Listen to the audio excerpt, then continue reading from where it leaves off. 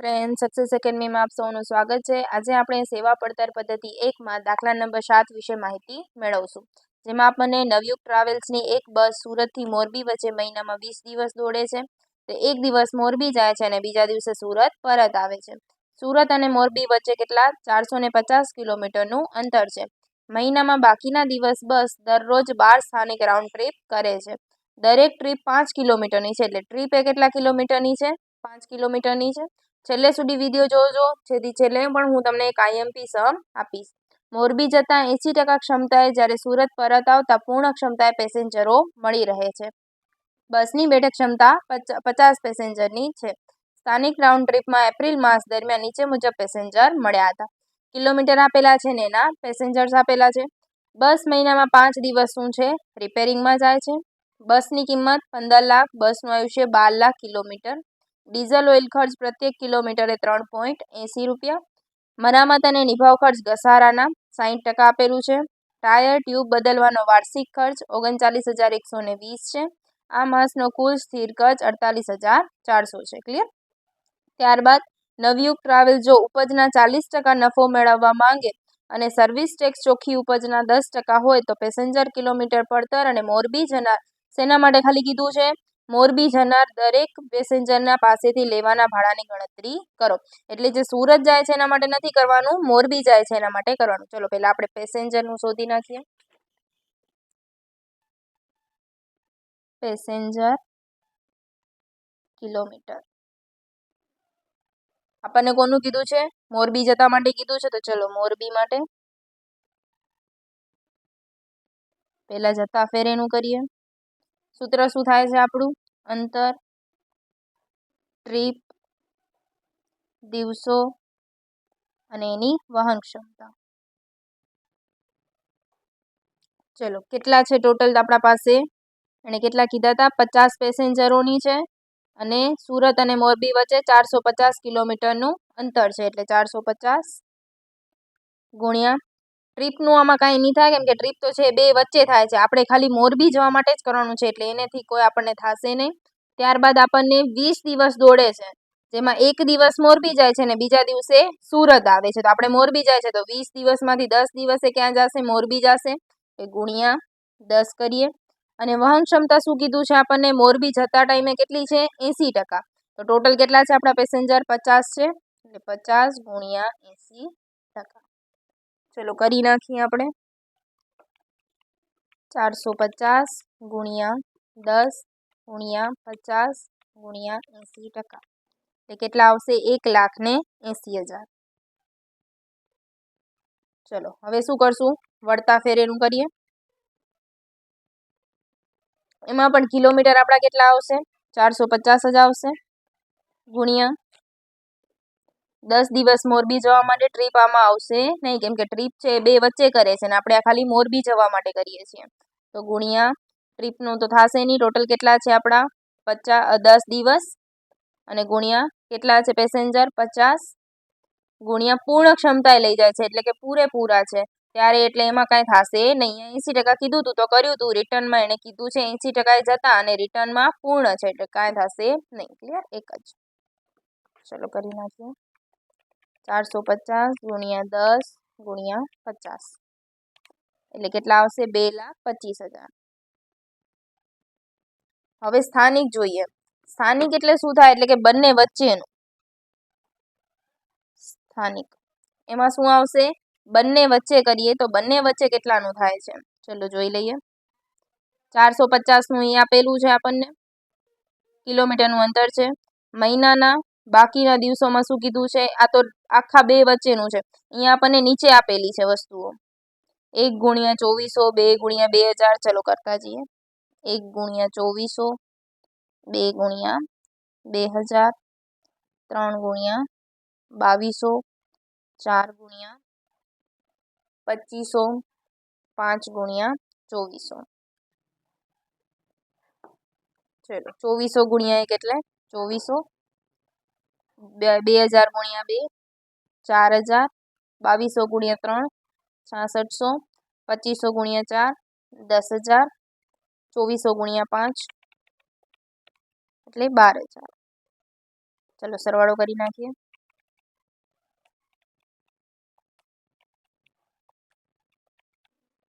કેટલા આવશે? 35,000. ટોટલ આપણે જોઈએ કેટલું મળે છે આપણને પેસેન્જર કિલોમીટર. 35,000 આ, 2,25,000 આ અને 1,80,000. એટલે ટોટલ કેટલું મળશે? 4,40,000. ક્લિયર? આ તમને શું મળ્યું? Passenger kilometre. હવે આપણે શોધીએ કુલ કિલોમીટર.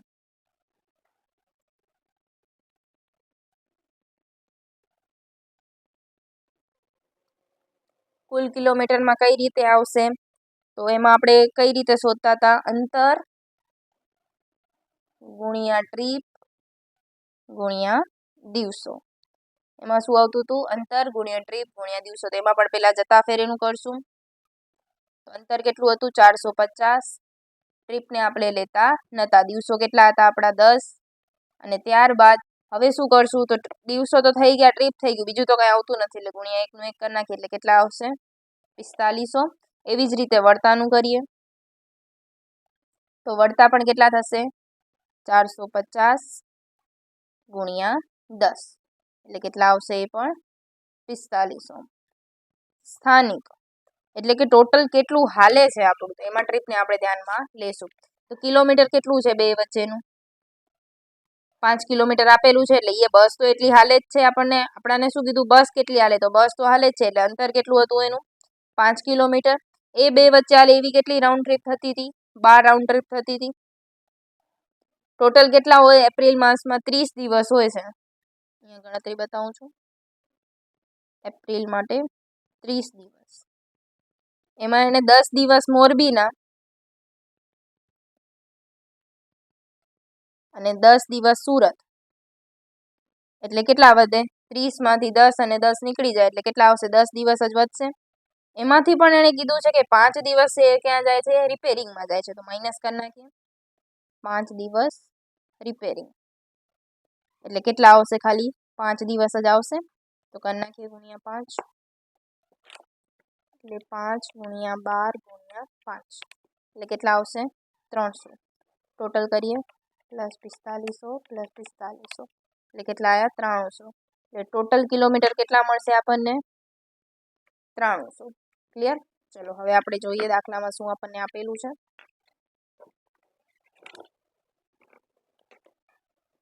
બસની કિંમત 15 લાખ અને બસનું આયુષ્ય 12 લાખ કિલોમીટરનું છે. તો ચલો ઘસારો શોધીએ પહેલા.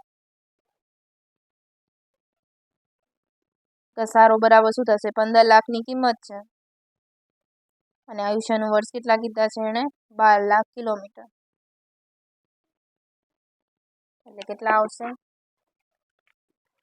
15 લાખ ભાગ્યા 12 લાખ એટલે કેટલા આવશે? 1.25 કિલોમીટર આવશે. એમાં ગુણ્યા આપણા પાસે ટોટલ કેટલા કિલોમીટર? 300. તો ગુણ્યા કરી નાખીએ એટલે કેટલા આવશે? 11,625. કેટલા આવ્યા? 11,625. આ શું મળી ગયું આપણને? ઘસારો મળી ગયું. ચલો ઘસારો ક્યાં આવશે? સ્થિર તો આપણને ડાયરેક્ટ જ કહી દીધું કે આ માસનો કુલ સ્થિર ખર્ચ 48,400. તો લખી નાખીએ. એ સ્થિર ખર્ચા 48,400 અને બી ચલિત ખર્ચા, એમાં પેલું ઘસારો કેટલો આવે છે? 11,625. ક્લિયર? ત્યારબાદ આપેલું છે ડીઝલ ઓઇલ ખર્ચ પ્રત્યેક કિલોમીટરે 3.80 રૂપિયા. ડીઝલ ઓઇલ 1 કિલોમીટરના કેટલા રૂપિયા કહે છે? 3.8. આપણા પાસે ટોટલ કેટલા કિલોમીટર? 300. ગુણાકાર કરી નાખીએ.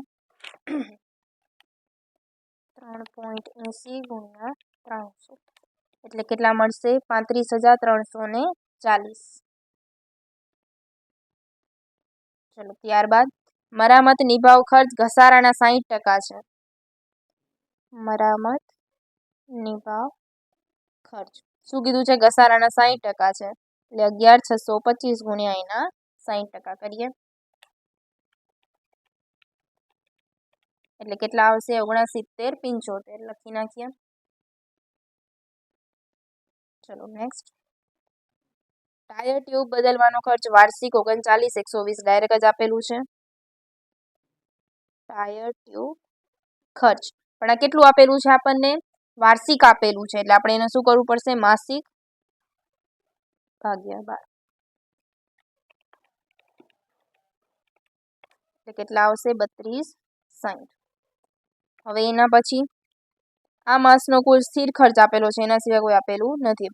અને નવયુગ ટ્રાવેલ જો ઉપજના 40% એટલે જેટલી ઉપજ થશે એના 40% તમને નફો મેળવવા માંગે છે. અને સર્વિસ ટેક્સ એ શું કીધું છે? ચોખ્ખી ઉપજના 10% હોય તો પેસેન્જર કિલોમીટર દીઠ આપણે શોધવાનું છે. ચલો પેલા કરી નાખીએ. અહીંયા કેટલા આવશે? કેટલો આવ્યો તો આપણો જવાબ? 4,40,000. ભાગાકાર કરી નાખીએ. 48,400 ભાગ્યા 4,40,000 0.11. चलो 11,625 भाग्या 4,40,000 0.0264. આમાં 4 આંકડા લખો તો સારું છે. વિડીયો પ્લીઝ છેલ્લે સુધી જોજો, જેથી છેલ્લે પણ હું તમને એક આનો આઈએમપી દાખલો આપીશ. 0.0803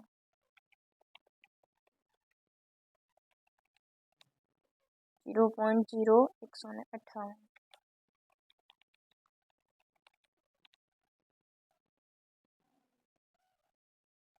चलो सरवाड़ो मारी दईए. कुल चलित खर्च 11,625 प्लस 35,340 प्लस 6975 प्लस 57,200 कुल करी नाखिए. पहला भागाकार कर नाखिए. 0.13 48,400 प्लस 57,200 ભાગ્યા 4,40,000 0.24. આ શું મળી ગયું આપણને? છેલ્લી અમાઉન્ટ મળી ગઈ. હવે એણે શું કીધું છે? 0.24 તો આપણને મળી ગઈ છે. હવે એણે એક વસ્તુ કીધી છે કે જો ઉપજના 40% નફો મળતો હોય. કોના 40% કીધું છે? ઉપજના 40%. ઉપજ એટલે જે તમારી લાસ્ટ નીચે ઉપજ થશે એ પ્લસ નફો, અને લાસ્ટમાં આવશે એને શું કહેવાશે? ઉપજ કહી શકીએ આપણે. તો અહીંયા 0.24 છે, એના પછી 40% નફો મેળવવાનો છે. તો 40% કેટલો આવશે? કોના 40% થશે? આ કેટલા ટકા આપેલું તમને? 40% નફો છે આના. તો આ કેટલો ટકા થશે? 60% થાય. તો કે 60% એ 0.24, તો 40% એ કેટલો કરીએ તો 40 ગુણ્યા 0.24 ભાગ્યા 60 એટલે કેટલો આવશે? 0.16. નફો કેટલો આવે તમારો? 0.16. હવે એમાં બી તમને એક વસ્તુ કીધી છે કે સર્વિસ ટેક્સ છે ચોખ્ખી ઉપજના બી 10% છે. તો એ પણ આપણે આમાં પ્લસ કરી નાખીએ. Plus service tax. આના પણ કેટલા ટકા કીધા છે આપણને? 10%. એટલે 0.016 આવે તમારું. કેટલો આવશે? 0.016. તો સર્વિસીસ એ ચોખ્ખી ઉપજના કીધા છે. ચોખ્ખી ઉપજ એટલે આ બંનેનો પણ સરવાળો થશે. કરીએ ચલો. 0.24 પ્લસ 0.16 એટલે કેટલું આવે? 0.4 આવશે. એના પણ 10% એટલે 0.04. ચલો ત્રણેયનો સરવાળો કરી દઈએ. એટલે કેટલા આવશે? 0.44. ચલો લાસ્ટ આન્સર તમારો કેટલો આવે? 0.44. એમાં તમને શું કીધું છે? મોરબી જનાર પેસેન્જર પાસેથી ભાડું લેવાનું. ચલો કરી નાખીએ એની પણ ગણતરી. પેસેન્જર પાસેથી ભાડાની રકમ. કેટલા કિલોમીટર હતું મોરબી માટે? 450 કિલોમીટર. અને કેટલું આવ્યું હતું? 0.44. ચલો કરી નાખીએ ગુણાકાર. તો કેટલા આવશે? 198 રૂપિયા. ક્લિયર? આખો દાખલો તમારો થઈ ગયો સોલ્વ. હવે આના જેવો જ એક દાખલો છે, દાખલા નંબર 24. ચલો જોઈ લઈએ. એ પણ આના જેવો છે, થોડોક સેજ જ અલગ છે. એમાં પણ તમને એ જ વસ્તુ આપેલી છે, ખાલી અહીંયા હિંમતનગર અને મુંબઈની વચ્ચે આપેલું છે. અહીંયા 100% છે અને રિટર્ન આવે ત્યારે 90% છે. 50 પેસેન્જર છે. સ્થાનિક રાઉન્ડ ટ્રીપમાં જૂનનું આપેલું છે તમને. આખું આપેલું જ છે. સીએન ટ્રાવેલ જો ઉપજના 40% નફો અને સર્વિસ ટેક્સના ચોખ્ખી ઉપજના 10% હોય તો passenger kilometre. Same to same આના જેવો જ દાખલો છે. તમે પ્રેક્ટિસ માટે કરી શકો છો. દાખલા નંબર 24. Thank you friends.